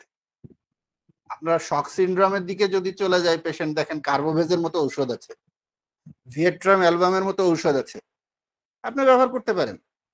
সিমটম আপনাকে নিতে যেদিকে নাই, আপনার ব্লিডিং, আমরা আসবো কথা মানে এগুলোতে, জাস্ট কথাগুলো এখানে বলছি একটু, কারণ আপনার যদি ব্লিডিং টেন্ডেন্সির দিকে চলে যাচ্ছেন, স্যার তো টোটাল সরিদোষের কথা বলছে, আমি আমার একটা পেশেন্টের ক্ষেত্রে, ঢাকার পেশেন্ট, আমার এলাকার না, ঢাকার, ল্যাকিসিস দিয়ে মানে অভাবনীয় রেজাল্ট, ফসফরাস দিয়ে অভাবনীয় রেজাল্ট, ইভেন চায়না দিয়েও পেশেন্ট ভালো হয়।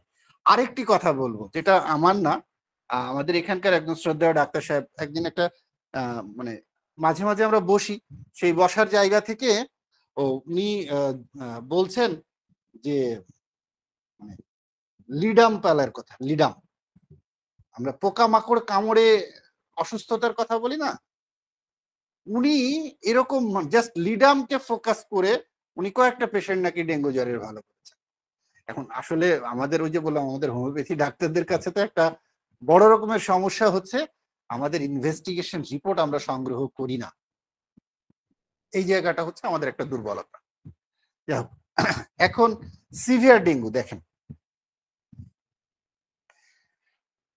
Severe dengue symptoms often comes after the fever has gone away, জ্বর চলে গেছে, জ্বর আর তার সেরকম নেই, দেখেন সিভিয়ার অ্যাবডোমিনাল পেইন, প্রচন্ড রকমের পেট ব্যথা আছে, পারসিস্টেন্ট ভমিটিং, একের পর এক বমি করে যাচ্ছে, র্যাপিড ব্রিথিং, দ্রুত শ্বাস নিচ্ছে, ব্লিডিং গামস অর নোজ, নাক দিয়ে বা মুখ দিয়ে রক্ত, দাঁতের গোড়া যেটা গাম বলি আমরা, রক্ত আসছে, ব্লিডিং, এই যে সিভিয়ার ডেঙ্গুতে চলে যাচ্ছে, হেমোরেজিক ডেঙ্গুর দিকে যাব।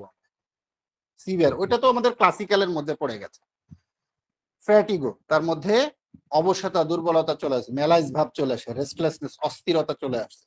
এই জায়গায় আসেন, এই যে রেস্টলেসনেস, এই সিভিয়ার ডেঙ্গুর প্রথম ফেজে একটা পেশেন্টের মনে আছে, অনেক আগের কথা, তখন ঢাকাতেই থাকতাম আমি, তখন আর্সেনিক অ্যালবাম দিয়ে পেশেন্টের আলহামদুলিল্লাহ ভালো ছিল।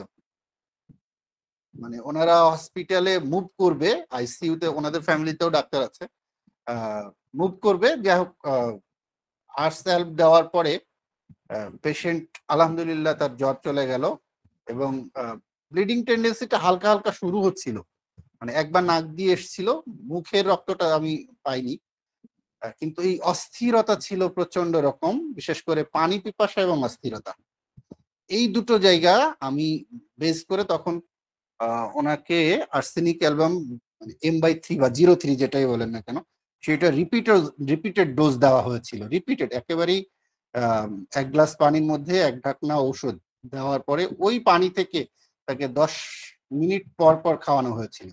আলহামদুলিল্লাহ কিছুক্ষণ পরে রোগী ঘুমিয়ে যায় এবং পরবর্তীতে সে ভালো, মানে তার মধ্যে আর ওই রেস্টলেসনেস আসেনি, এবং এটা তার ডেঙ্গু পজিটিভ ছিল। আচ্ছা, ব্লাড ইন ভমিট অর স্টুল, মানে বমির মধ্যে ব্লাড পাবেন বা স্টুলে ব্লাড পাবেন, যেহেতু ব্লিডিং টেন্ডেন্সি আসে, ঠিক আছে। বিং ভেরি থার্স্টি, এই দেখেন বিং ভেরি থার্স্টি, তাহলে এই যে আর্টসের মতো সিমটম পাচ্ছেন আপনি। পেল এন্ড কোল্ড ক্লেমি স্কিন, পেল এন্ড কোল্ড স্কিন, স্কিন ঠান্ডা হয়ে যাবে, শীতার্থ হয়ে যাবে, আমরা একটু কার্বোভেজের দিকে চিন্তা করতে পারি। এবং আমি প্রথমে বলি শক সিনড্রোমের দিকে কিন্তু কার্বোভেজ একটা ভালো রকমের ভূমিকা পালন করে, ভালো রকমের, কারণ কার্বোভেজ অনেক সময় দেখবেন নরেন্দ্রনাথ বন্দ্যোপাধ্যায়ের বইয়ে লেখা আছে, মৃত্যু পথযাত্রী রোগীকে কার্বোভেজ ফিরিয়ে আনতে সহায়তা করে।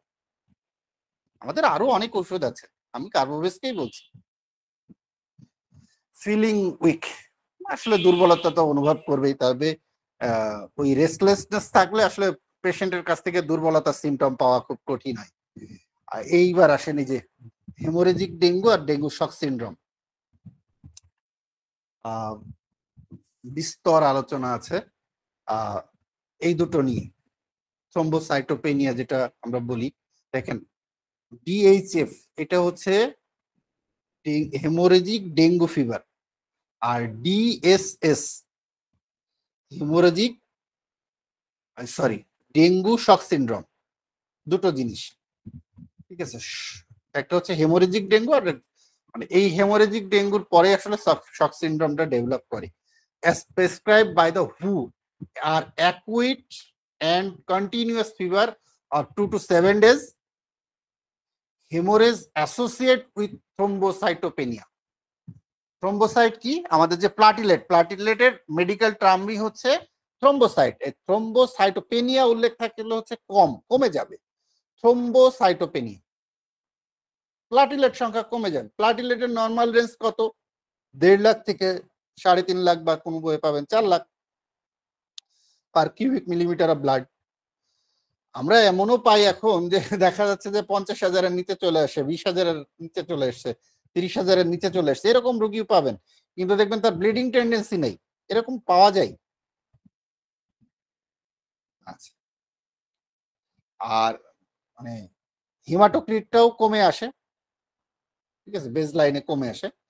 আর ডেঙ্গু শক সিনড্রোমের পেশেন্টের কি দেখেন, patient with shock like feature কি হচ্ছে, হাইপোভলিমিক শক হবে, আর ওই যে ভমিটিং টেন্ডেন্সি থাকবে, হ্যাঁ, এবং মাল্টি অর্গান ফেলিউর হবে, মাল্টি অর্গান ফেলিউর। এখন এই হেমোরেজিক ডেঙ্গুতে আপনি নিজের অনেক সময় অ্যাজ এ হোমিওপ্যাথি ডাক্তার হিসেবে আপনার যদি মানে অবজার্ভিং আই ভালো হয়, এই জায়গা পর্যন্ত রিস্ক নিতে পারেন। মানে এটা আমি হয়তোবা বলার জন্য বলছি না, এরকম না। প্রথম ফেজে হেমোরেজিক ডেঙ্গুর প্রথম ফেজে আপনি রিস্ক নিতে পারেন, কিন্তু যখন প্রচুর হেমোরেজ হচ্ছে এই সময় আর রিস্ক নিবেন না, কেউই দয়া করে নিবেন না, কারণ এটা হসপিটালের বিষয় আছে, অনেক গুলো বিষয়। কারণ হঠাৎ করে যদি তার মাল্টি অর্গান ফেলিউরের দিকে চলে যায়, শক সিনড্রোমের দিকে চলে যায়, আপনাকে আইসিইউ লাগতে পারে। দেখেন ওই যে স্যার প্রথমে ক্রোটেলা সরিদাসের কথা বলেছেন যে তার কি করতে পারে, যেহেতু আমাদের ক্রোটেলা সরিদাস বা স্নেক রেমেডি গুলোর মধ্যে ব্লিডিং টেন্ডেন্সি আছে, ঠিক আছে, তাহলে ওই ঔষধগুলো আপনার রোগীর ব্লিডিং টেন্ডেন্সি বন্ধ করতে পারে। ফসফরাসের মধ্যে পাবেন, ইভেন একেবারে কমন আমরা যদি বলি হেমামেলিস বা মিলিফোলিয়াম, এই দুটোকে তো আমরা খুব কমনলি ব্যবহার করি। আচ্ছা, আরেকটি জিনিস বলে রাখি, অনেকেই কিন্তু বিশেষ করে হেমামেলিস বা আমি লোকাল এখানে যারা আছেন এরা তো অনেক উঁচু মানের প্র্যাকটিশনার, আমি লোকাল ডাক্তারদের প্র্যাকটিসের হিসাব করলাম, যেহেতু আমি এখন লোকালে প্র্যাকটিস করি, মানে ঢাকার প্র্যাকটিস আর লোকালের প্র্যাকটিস মানে জেলা শহরের প্র্যাকটিস আর গ্রামের প্র্যাকটিসের মধ্যে আকাশ পাতাল তফাৎ আছে, ঠিক আছে। ইভেন দেখবেন যে আমাদের দেশে এই যে হিমামেলিস এবং মিলিফোলিয়াম প্রচুর মাদার ইউজ হয়, ব্লিডিং টেন্ডেন্সি আসলেই মানে মাদার দেওয়া, কিছু মনে করে না, আমি তারেক স্যারের কাছে ক্ষমা চাচ্ছি।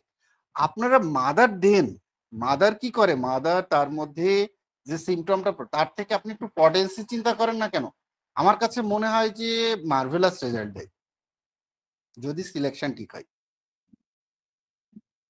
ও শুধুমাত্র ব্লিডিং টেন্ডেন্সিটাকে কমাবে, বাট আপনার মানে disease symptom plus individual symptom দুটোকে এক জায়গায় করে দিলে তার ওই ব্লিডিং টেন্ডেন্সিও যায়, সাথে তার অন্যান্য সিমটম গুলো ইমপ্রুভমেন্ট হয়।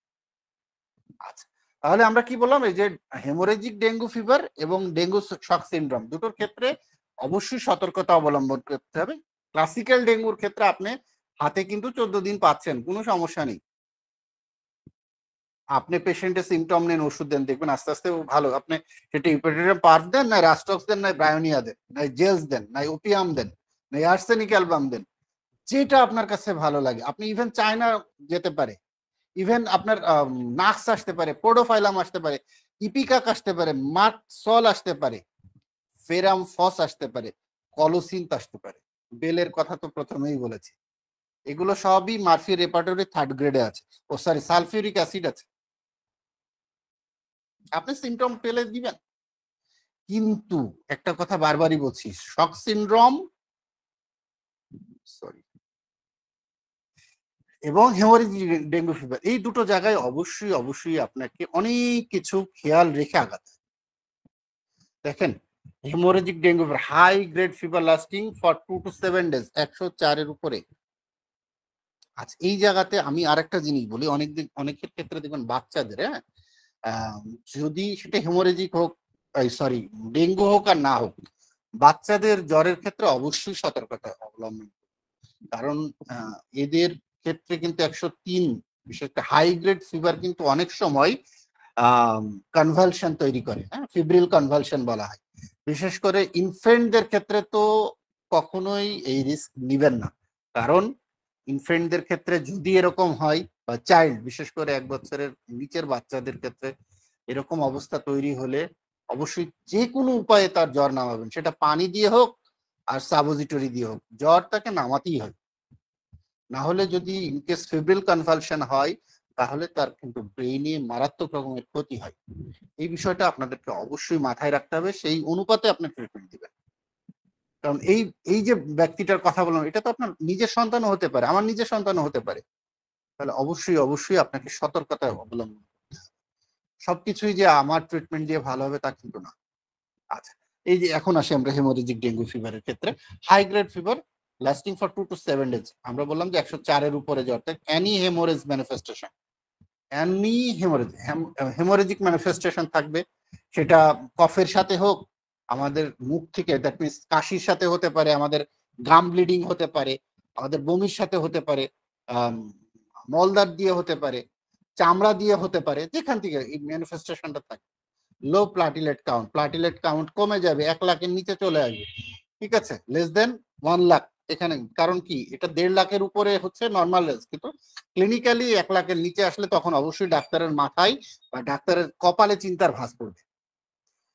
আচ্ছা, এই যে দেখেন evidence of increase vascular permeability হলে কি হচ্ছে, লো বিপি, ব্লাড প্রেশার কমে যাবে, পালসের ভলিউম কমে যাবে, ব্রিথিং ডিফিকাল্টি আসবে, আপনার শ্বাস নিতে কষ্ট হবে, অল্টার্ড সেন্সেশন আসবে, আপনার মধ্যে মানে এক সময় এক এক রকম অনুভূতি আসবে। রিস্ক ফ্যাক্টর কি কি? রিস্ক ফ্যাক্টর আসলে ওই যে বললাম, এটা ইন্ডিভিজুয়াল, মানে এক একজনের ক্ষেত্রে এক এক রকম রিস্কের উপরে নির্ভর করে, বিশেষ করে পপুলেশন ডেন্সিটি। আমরা যে সিমটম গুলো বললাম, মানে ডেঙ্গু শক সিনড্রোম, এই হেমোরেজিক ডেঙ্গু, এই জিনিসগুলো আমরা বুঝলে তখন বুঝবো না সে এর সাথে তো আসলে পরীক্ষা এখন উপজেলা সদর হাসপাতালগুলোতেও ডেঙ্গুর পরীক্ষা হয়। ইভেন আগে ছিল না, পরবর্তীতে সরকার অনেক ক্ষেত্রেই বাধ্যবাধকতা করেছে। যখন ওই যে বললাম আপনার 18 সালে ডেঙ্গুর একটা প্রকোপ ছিল, সেই সময় থেকেই যেখানে প্রচুর পরিমাণ মানে মানুষ বাস করে,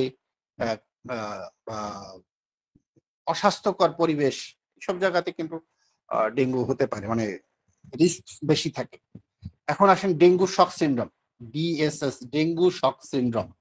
Any case that meet the 4 criteria of hemorrhagic dengue fever and has evidence of feature of circulatory failure, মানে আমাদের ওই যে ডেঙ্গু শক সিনড্রোমের সাথে হেমোরেজিক ডেঙ্গুর সাথে আমার কি থাকতে পারে, আমাদের এই circulatory failure. Circulatory failure that means কি, আপনার হার্ট থেকে যে সার্কুলেশন হচ্ছে, ঠিক আছে, এই সার্কুলেশন ফেইলিউর হলেই তো আপনার কি হতে পারে, শকে চলে যেতে পারেন আপনি, আপনার পেশেন্ট শকে যাচ্ছে। কি তখন কি দেখছেন আপনি? দেখেন র্যাপিড কুইক পালস, আপনি অনেক সময় পালস দেখে, এটা আমাদের একটা বড় রকমের দুর্বলতা, কারণ আমাদের আসলে হসপিটাল অ্যাটাচমেন্ট, একজন ডাক্তারের জন্য হসপিটাল অ্যাটাচমেন্টটা যে কত জরুরি সেটা আসলে বলে বোঝানো যায় না। যখন ক্রিটিক্যাল কেস, কিছু মনে করবেন না, আমি একটু অন্যরকম ভাবেই কথাটা বলছি। আমাদের হোমিওপ্যাথি ডাক্তার আমরা অনেক কিছু পারি, আবার কিছু পারি না, কিছুই পারি না, জিরো। ক্লিনিক্যাল আয় তৈরি করার জন্য দেখবেন যে MBBS লেভেলে 3rd ইয়ার থেকে তাদের হসপিটাল অ্যাটাচমেন্ট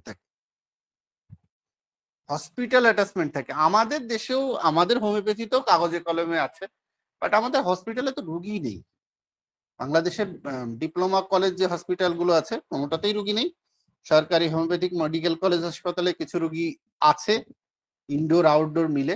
আসলে ঢাকা মেডিকেল কলেজ বা Shaheed Suhrawardy Medical College, Salimullah Medical কলেজের সাথে যদি আমরা তুলনা করি, তাহলে আসলে কিছুই না, কিচ্ছু না। এই অবস্থাগুলো আপনাকে মানে দেখতে হবে, রুগী না দেখলে আসলে আপনি অবজার্ভিং আইটা হবে না, কখনোই হবে না। এই যে দেখেন র্যাপিড কুইক পাস, এখন একজন স্যার যদি আপনাকে হাতে ধরে না দেখে, এখন আপনি রুগী পাইলেন না। এই উইক পালসের বা ডেঙ্গুর রুগীর যে উইক পালস হয়, এই রুগী আমি দেখলাম না জীবনে, আমি জাহাঙ্গীরই তো দেখি নাই, তাহলে আমি কিভাবে বুঝবো? রুগীর গায়ে হাত দিয়ে কিভাবে বুঝবো? কোল্ড ক্লেমি স্কিনে আমি বুঝলাম যে এটা শীতল হবে, গাটা ঠান্ডা হয়ে যাবে, আপনি এটা বুঝলেন। লো বিপি মাপলেন, রেস্টলেসনেস আপনি পেশেন্টের অবস্থা দেখে বুঝলেন। বাট এই যে বললাম র্যাপিড কুইক পাস, র্যাপিড দ্রুত হচ্ছে কিন্তু পালসের ভলিউম মানে দুর্বল। আপনি ক্ষীণ পালস যেটা বাংলা বুঝবেন কিভাবে, এটা বোঝা খুব কঠিন। জেনারেল পালসই আমরা মাপতে পারি না, কিছু মনে করেন না, জেনারেল যে পালস সেটাই মাপতে পারি। আমরা খুঁজে বেড়াই কোন জায়গায় দেখি তো পাওয়া যায় কিনা, হাতের ওই জায়গায় নিয়ে আঙ্গুল দিয়ে খুঁজে বেড়াই, কয় আঙ্গুল দিয়ে মাপতে হয় তাই জানি। যাই হোক, মাফ করবেন। তাহলে এই যে কন্ডিশনটা সিভিয়ার হয়, দেখেন dengue shock syndrome is a severe condition if not treated properly, death is 10% cases. যদি শক সিনড্রোম আপনি প্রপারলি ট্রিটমেন্ট করতে না পারেন, তাহলে 10% মারা যেতে পারে। 10% মানে 100 জন গেলে 10 জন মারা যাবে, এটা খুব মানে শিওর বলা যায়। যদি প্রপার ট্রিটমেন্ট আপনি ওই সময় না করতে পারেন, with proper treatment mortality reduce to 1%। মানে আপনি যদি প্রপার এই পজিশনেও যদি আপনি ট্রিটমেন্ট করতে পারেন, প্রপার ম্যানেজমেন্ট দিতে পারেন, তাহলে কিন্তু ওই মর্টালিটি রেটটা কমে আসছে। এটা হচ্ছে খুব স্বাভাবিক। এখন আপনি পেশেন্টের ক্ষেত্রে মনিটরিং কি করবেন? আপনার সিভিয়ার, এখন আমরা আসলে ক্লাসিক্যাল নিয়ে আলোচনা করছি না, আমাদের আলোচনাটা হচ্ছে একটু সিভিয়ার ক্ষেত্রে।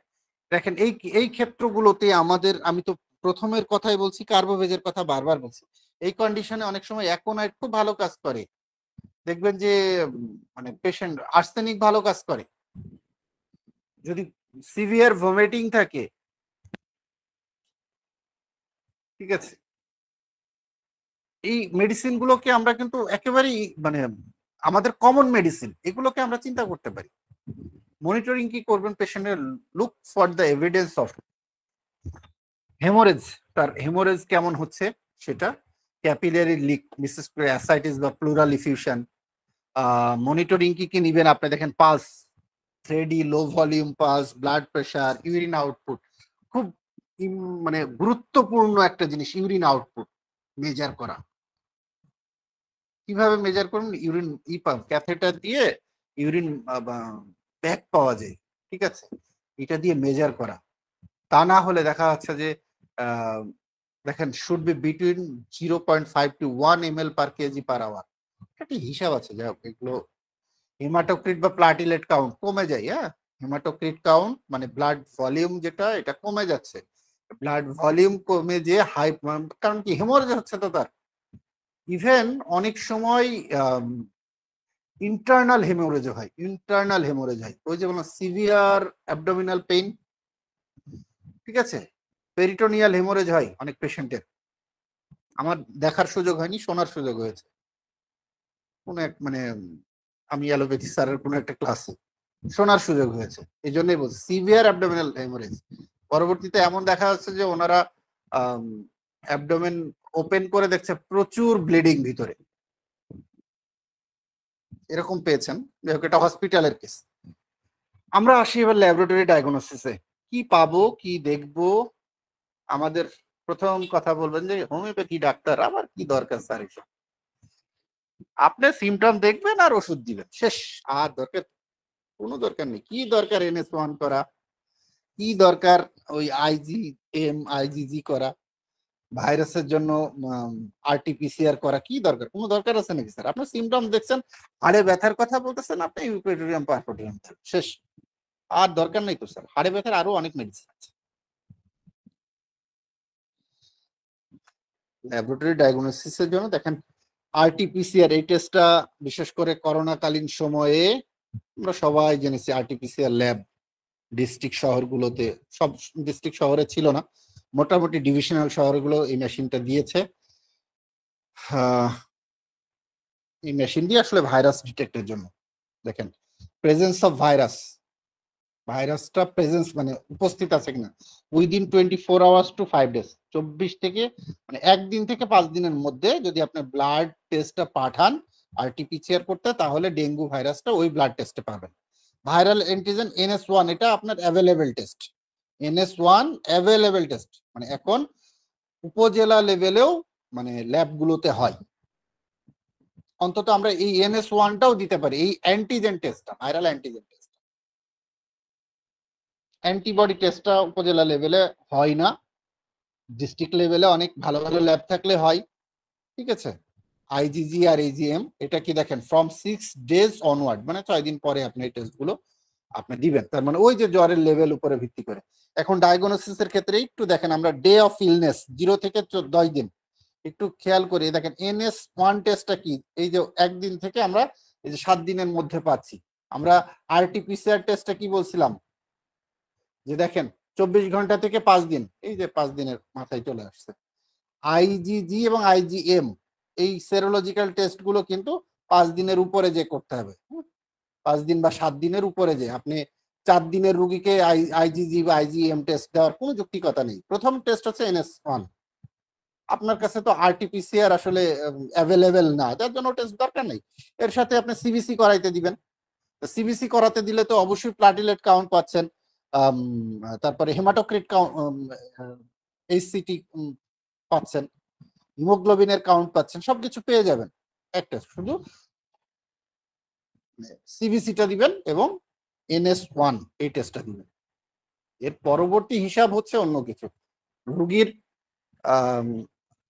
হেমোরেজ হচ্ছে কি না হচ্ছে আপনি সাইন সিমটমে বুঝতে পারবেন, প্লাটিলেট কাউন্টে বুঝতে পারবেন।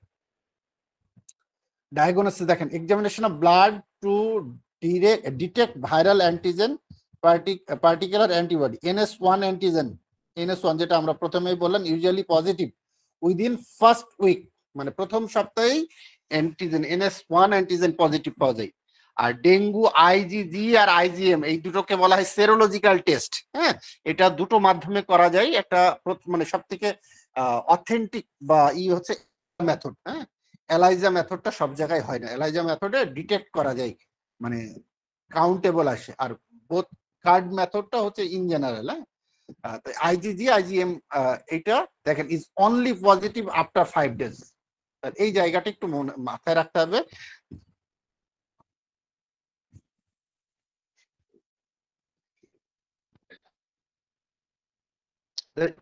তাহলে আইজিজি আইজিএম আমরা 5 দিন বা 1 সপ্তাহ পরে দিব, বাট NS1টা আমরা প্রথম সপ্তাহেই পেয়ে যাচ্ছি। আর যদি এলাইজা করার সুযোগ থাকে ওই আইজিজি আইজিএম, তাহলে আমরা এলাইজাতে দিব, না হলে স্ক্রিনিং দিতে পারি। NS1 আসলে কি, ওই যে অ্যান্টিজেন টেস্ট, এছাড়া আর কিছু না। এটা ভাইরালের স্ট্রাকচারাল, প্রোটিন স্ট্রাকচারাল অ্যান্টিজেনটাকে কি করে, এটা হচ্ছে। আর অ্যান্টিবডি হচ্ছে ওই যে আইজিজি আইজিএম। এটা তো আমরা প্রথমেই বলে দিলাম। দেখেন আমরা ডিফার করবো কিভাবে, দেখেন how to differentiate between primary আর secondary infection. In secondary infection IgG is strongly positive. Secondary infection IgG-টা পজিটিভ হবে। IgM may be negative or in low titer, ঠিক আছে। আর NS1 অ্যান্টিজেন পজিটিভ হবে। আর IgG IgM এর রেশিওটা একটু ভালো করে দেখেন, 1.2 গ্রেটার দেন প্রাইমারি হবে, আর এটার লেস দেন হলে সেকেন্ডারি ইনফেকশন। আর IgM আমরা বললাম স্ট্রংলি হবে সেকেন্ডারি ইনফেকশন। এইটুকু আসলে আমাদের অতটা দরকার না, বাট আপনি রিপোর্ট দেখে যেন বুঝতে পারেন কোনটা প্রাইমারি ইনফেকশন কোনটা সেকেন্ডারি ইনফেকশন, এইটুকু। এছাড়া আর অন্য কিছু না। ট্রিটমেন্টের ক্ষেত্রে আমরা অলরেডি ক্লাসের মধ্যে বলেই দিয়েছি, আপনাকে অবশ্যই রেস্টে থাকতে হবে, রেস্টের বিকল্প নেই। ড্রিঙ্ক প্লেন্টি অফ লিকুইডস, তার মানে একেবারেই ফ্রেশ পানি খেতে বলতে হবে প্রচুর। আর ব্যথার জন্য ওরা প্যারাসিটামল ব্যবহার করে। দেখেন এটা মানে লেখার একটু কারণ আছে, আপনি হয়তো বলবেন যে কেন প্যারাসিটামলের কথা বললেন। দেখেন, avoid non steroidal anti inflammatory drug like ibuprofen and aspirin, এগুলো ব্যবহার করতে নিষেধ করা হয়। একেবারে লাল কালি দিয়ে দেওয়া হয়েছে, স্ট্রংলি নিষেধ করে দেওয়া হয়। Watch for severe symptoms and contact your doctor as soon as possible if you notice any severe symptom. যদি আপনার কাছে মনে হয় যে না অন্যরকম, আপনি সহায়তা নেন। আমাদের মধ্যে রেফারেল সিস্টেমটা নেই। আপনি মানে আপনি অন্তত ফোনেও বেটার কোনো ডাক্তারের পরামর্শ নিতে পারেন। আমাদের মধ্যে এই জিনিসটা তৈরি হওয়া উচিত। আরো অনেক কিছু স্লাইড আছে, ক্লাসের সময় শেষের দিকে আমরা চেষ্টা করব। দেখেন এই যে কজ অফ ডেথ, আমি এই স্লাইডটি দিয়ে একটু শেষ করব। কেন মৃত্যু হয়, কেন severe dengue can result in death, severe dengue can result in death, মৃত্যু পর্যন্ত হতে পারে। কি কারণে? Unrecognised dengue without appropriate medical management. Unrecognised dengue without appropriate medical management, আপনি আপনার রোগীকে যদি অ্যাপ্রোপ্রিয়েট মেডিকেল ম্যানেজমেন্ট না দিতে পারেন, এটা হোক অ্যালোপ্যাথি, হোক ইউনানি, আয়ুর্বেদিক, হোমিওপ্যাথিক, যাই হোক, আপনাকে এই মেডিকেল ম্যানেজমেন্টটা অবশ্যই অবশ্যই অবশ্যই দেওয়ার বিষয়। প্রলং শক বা আনরিকগনাইজড শক, পেশেন্ট অনেকক্ষণ শকে আছে, আপনি তার শক থেকে রিকভারি করার কোনো চেষ্টাই করছেন না, পেশেন্ট এখন মারা যাবে। আনরিকগনাইজড অকাল্ট হিমোরেজ, হেমোরেজ বেশি হলে তো আসলে সে অলরেডি হাইপোভলিমিক শকে চলে যাবে। অনেক সময় কি হয়, ফ্লুইড ওভারলোড করা হয়, স্যালাইন দেওয়া হয় না, দেখবেন স্যালাইন দেখবো। এই ফ্লুইড ম্যানেজমেন্টটা যদি আমরা না জানি, এই ফ্লুইড ম্যানেজমেন্ট না জানলে অনেক সময় হয় কি ওভারলোড হয়ে যায়, তখন হার্ট ফেল করে, কার্ডিয়াক মানে হার্ট ফেল করে রোগী মারা যায়। Nosocomial infection, that means hospital infection. আর একটা লাস্টিং হচ্ছে লিভার ফেইলিউর, এইগুলো হয়ে ইভেন কিডনি ফেইলিউর হয়েও রোগী মারা যায়। প্রিভেনশনের ক্ষেত্রে আসলে বলার কিছু নেই, আপনারা সকলেই জানেন, এটা প্রচার মাধ্যমে প্রকাশিত হয়। আপনারা দিনের বেলা ঘুমালেও অবশ্যই মশারি দিয়ে ঘুমাবেন, কারণ এই মশা দিনেই কামড় দেয়, রাত্রে কামড় দেয় না। বিশেষ করে ভোরের দিকে, ভোরে সকাল যখন হয় তখন এই কামড় দিতে বেশি পছন্দ করে। আর যে আমাদের যে কিছু মশাকে প্রতিরোধ করার জন্য, মেরে ফেলার জন্য কিছু ওষুধ ব্যবহার করা হয়, সেগুলো ব্যবহার করতে পারেন। আপনি বাড়ির আশেপাশে জায়গাগুলো পরিষ্কার পরিচ্ছন্ন রাখবেন, বিশেষ করে যে জায়গাগুলোতে পানি মানে পরিষ্কার পানিগুলো, ওই যে টিভিতে বলেই দেখেন যে টায়ারের মধ্যে বা আপনার ফুলের টবে অথবা আপনার বাড়ির ছাদের এক কোনায়, আপনার এসি যেখানে মানে এসি থাকে, এসির পানি বের হয় ওই জায়গাগুলোতে স্বচ্ছ পানি থাকে। এইসব জায়গাগুলোতে এই ডেঙ্গু মশা বসবাস করার একটা উপযুক্ত স্থান, এইগুলো আপনি পরিষ্কার রাখবেন।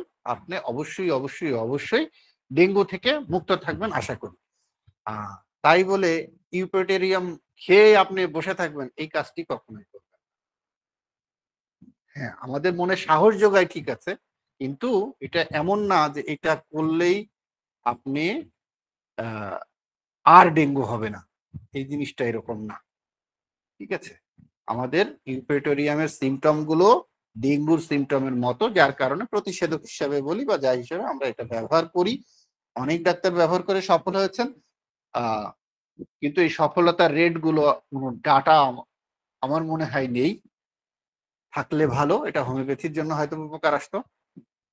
আপনারা চেষ্টা করবেন, যদি একই ডিজিজের রুগী আপনারা দেখেন বা একই কোনো, হয়তোবা একজন ডাক্তার শুধুমাত্র ডেঙ্গু রুগী দেখছেন, তারা ডাটাগুলো রাখার চেষ্টা করবেন, যাতে কখনো না কখনো আপনি এটা প্রেজেন্ট করতে পারবেন ন্যাশনালি বা লোকালি, তাতে আমাদের হোমিওপ্যাথির উপকার হবে। এটুকুই। ধন্যবাদ সকলকে। আসসালামু আলাইকুম।